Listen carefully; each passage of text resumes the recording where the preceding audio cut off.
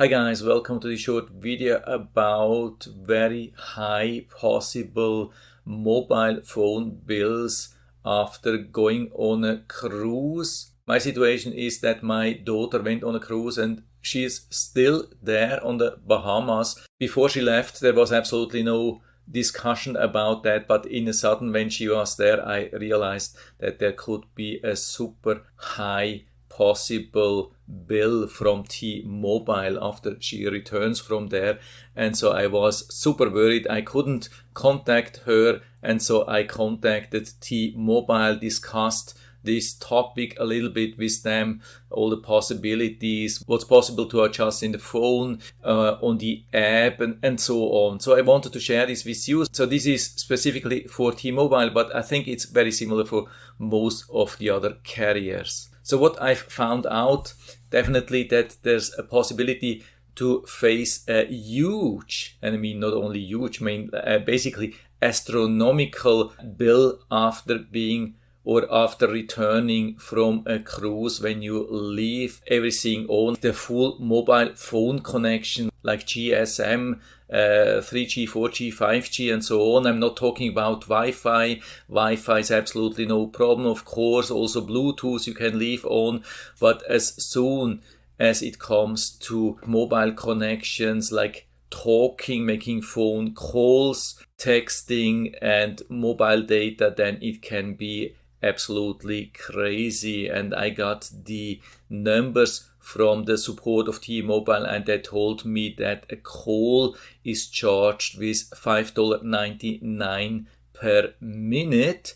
If you do that on a cruise using the mobile tower on the boat, and $15 per megabyte of data if you're using the apps or browsing or email or whatsoever. I mean, $15 per megabyte, not per gigabyte. That's absolutely crazy. That's one of the craziest things which are still on this planet. I have no clue why this is allowed. This should be called robbery, and this company sentenced for billions of fine. I don't know why this is allowed. Governments are censoring and cracking down on everything while saying they are protecting us, and on the other hand they are allowing cruise ships to rob us since about 20 years, since mobile phones are around. I mean, this is pretty much also same thing when you go to another country, can also happen.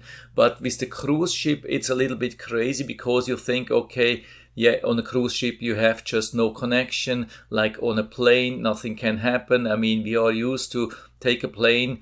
We have a normal connection in the country where we live, and then usually in the destination, especially when you have a worldwide travel plan with your mobile carrier, like with T-Mobile. If you are on a major plan, usually you're covered in 250 countries. You think, okay, I'm covered in the US, and when I go on a cruise ship to the Bahamas, I'm covered also there because Bahamas is covered, and in between probably I don't have anything. So I don't have to do anything, but it's not like on a plane. On a cruise ship, it's a total different thing. They have their mobile data, and when you have turned on roaming, then it could be super, super expensive. I mean, a lot of people are using up to 1 gigabyte per day in data. That's something that happens a lot when you are traveling or so, and that would mean it would cost you 1,000 times $15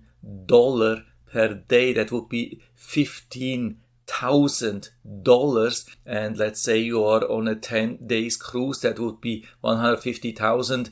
And if you're a family of 5, that would be then $750,000 bill from your mobile phone company. I think a lot of people are not aware of that, and so I've been talking to my kids and other people, and they've been saying, no, that's not possible. $15 per megabyte, yeah, I can tell you this is possible, and it's more like a standard than like an exception. So now let's talk about what to do, how to prevent that. Of course, the most safe thing to do would be to turn off your mobile phone completely as soon as you're getting close to such a cruise ship. I mean, you don't have to be on a cruise ship itself to face such a high bill. It would be already enough if you are close. I don't know exactly how this works, but it's same thing as when you are close to the border to another country and in a sudden your phone decides to use a mobile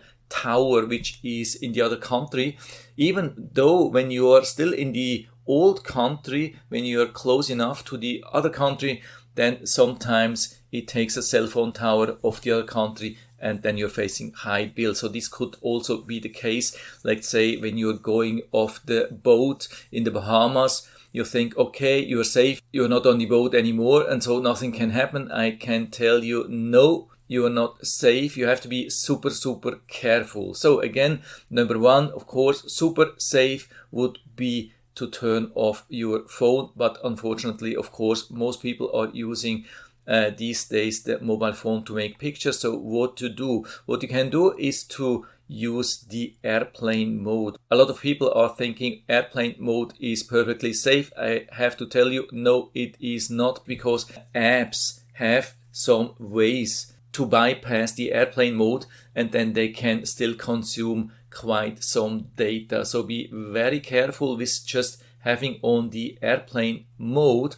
So on top of that, you can also use the roaming setting, and this is highly recommended to turn off roaming. So this is my recommendation. When you are already close to a cruise ship, then turn off roaming and turn on the airplane mode. And if you're using these two settings, you should be perfectly safe. But of course, there's also another option which I wanted to mention, which is not mentioned a lot, and this is removing the SIM card from your phone. Of course, more and more mobile phones are using eSIM, unfortunately, but still probably around 90% of the people are using normal SIM cards, and that's then definitely a possibility to remove the SIM card. And as soon as you have removed the SIM card, as it's not possible to charge you for mobile data or calls or texting or whatsoever.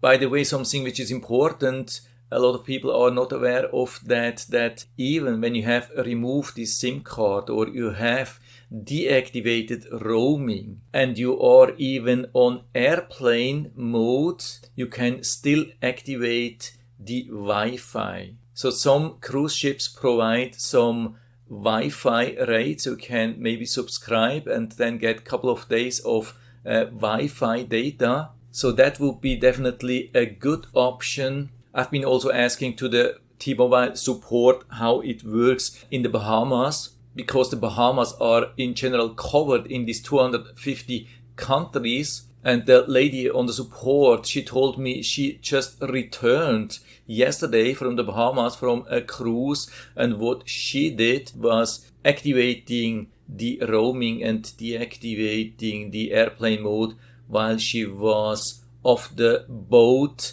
at the Bahamas. But again, for me, that looks super, super crazy, dangerous. What I would try, maybe I've been discussing to her and she said, yeah, maybe that could work as well, to have the roaming turned off and also the airplane mode off. And maybe if you are lucky, you will still get a connection in the Bahamas, because maybe they have also their T-Mobile towers there, but this is not guaranteed. I would rather try to stay protected with the roaming turned off and the airplane mode on, and only using the Wi-Fi, trying to find free Wi-Fi on the island there. I've also been asking the support if there's a possibility to put a cap on my account or on a line, let's say putting a $200 cap per month or per week or something like that, and say, okay, if the extra cost for this line or for my account reaches $200, then cut everything off to prevent a high bill. And she was saying, okay, that would be a really great option to have, but unfortunately T-Mobile doesn't have anything like that. And I guess also other carriers don't have that. But one thing to know is that you can deactivate roaming from your account. So let's say your son or your daughter is on a cruise and you are not 100% sure if he or she has turned off roaming. You can go to your account, if it's your account, and then turn roaming off from the account itself. And this is what I have done. Some weird thing which I have noticed is when I was checking the account and checking for if there has been some mobile data used from my daughter's line. I've seen that there was some mobile data usage, not much, every 2 hours or so, around 1 megabyte, which wouldn't be too crazy, but still it could count up to a couple of hundreds of dollars, sometimes half a megabyte, sometimes 0.1, but every day also one time around 15 megabytes or so. And that's a little bit weird because I got in the meantime confirmation from my daughter that she had turned off roaming at all, and the support couldn't explain that, but she confirmed that she couldn't find any suspicious charge, so nothing billed from the cruise ship. And what she also told me, what's really interesting and what's really good, and I don't know if this is only for T-Mobile, but what they do as soon as you hit some extra charge, for example, you go on the cruise ship and you forget to turn off everything and you start using mobile data and the cost starts to accumulate, you would get some text message from T-Mobile saying, okay, please be aware of that you have already been using like $10, $20, $50 or whatsoever. And not only the line using the data would get a text message, but also the account holder. That's also quite some safety, extra safety, which I really like. I guess this is also something which you get from many mobile phone providers. So I think with having all this information, you could board a cruise ship pretty safe. You don't have to be worried, so you can really enjoy your cruise trip and don't have to be worried about facing some really astronomical crazy charge. And yeah, that's it for now. I hope I've been able to help you a little bit with this video. If you have any questions or comments or want to share your own experience,